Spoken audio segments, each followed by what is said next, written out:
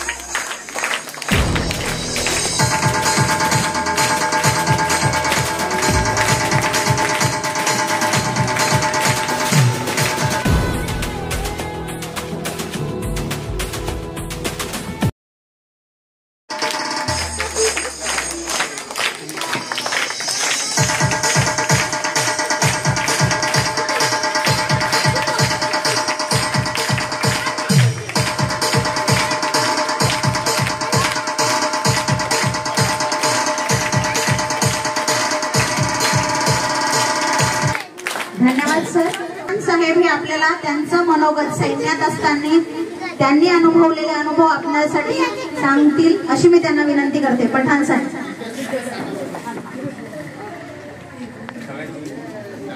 नमस्कार. पठाण साहेब, मी स्वतः कारगिल युद्धामध्ये होतो.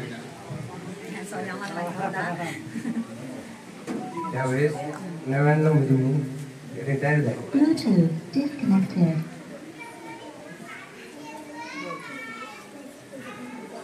त्यावेळेची बिकट परिस्थिती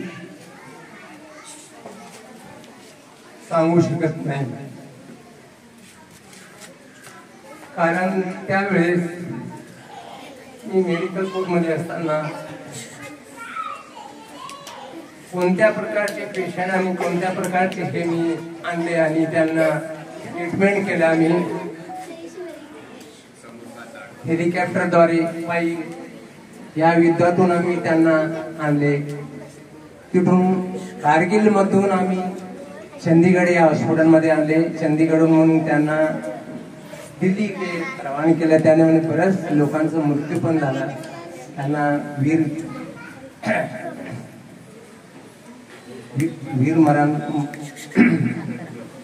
वीरगती प्राप्त झाली. त्यावेळेची परिस्थिती फार बिकट होती. ज्यावेळेस त्यांनी पाकिस्तानी आमच्यावर हल्ला केला, ते वरती होते आणि आमचा इंडियनचा खाली होतं. ते त्यांनी घुसखोरी ज्यावेळेस केली, आमचा रेंज त्यांपर्यंत पोहोचायचा नाही. पण आमचे वीर सैनिकांनी कसं तरी आपल्या प्राण ज्योती गमावून तिथे विजय मिळवला. त्यांच्यावर हल्ला केला आणि त्यांना ध्वस्त केलं. बस 2 शब्द या सर्वच्या वतीने मी बोललो. धन्यवाद. दिवस साजरा करतोय कारगिल विजय दिवस. या कारगिल युद्धामध्ये आपल्या गावाचे पठाण साहेब सुद्धा तिथे सहभागी होते. याचा आम्हाला निश्चितच गर्व आहे सर, अभिमान आहे तुम्ही आमच्या गावाचा. यानंतर कैलास डिडोरे साहेब आपले मनोगत व्यक्त करतील अशी मी त्यांना विनंती करते. सर्वांना नमस्कार. मी पण कारगिलच्या वेळेस राजस्थान बॉर्डरवर तैनात झालेलो होतो आणि तिथं पण मी 6 महिने राहिलेलो होतो. बरीच बिकट परिस्थिती काढलेली होती आम्ही तिथं कारगिल. त्या साईडला पण ड्युटीला गेलेलो होतो मी. तिथे 3 वर्ष मी ड्युटी केली 2002 पर्यंत. तिथं मग इथलं कंडिशन बेकार असतं, सांगू शकत नाही. एक सैनिकच सांगू शकतो त्याला काय असतं, प्रॉब्लेम असतो, कसा असतो. 8-8, 15-15 दिवस आंघोळ नाही करत बर्फामध्ये, असं असतं. बस त्याच्याविषयी आता तेवढं सांगू शकतो. चांगला अभ्यास करा, चांगल्या नोकऱ्या लागा, आणि तुम्ही पण मुलं पण आर्मी जॉईन करा चांगले शिकून. एवढी शुभेच्छा देतो मी तुम्हाला. धन्यवाद. धन्यवाद सर. आपण ही कारगिल युद्धात सहभागी होतात याचा निश्चितच आम्हाला अभिमान आहे.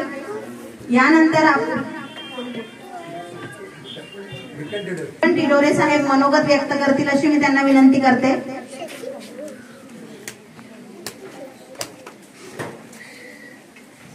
नमस्कार सर्वांना, जय हिंद.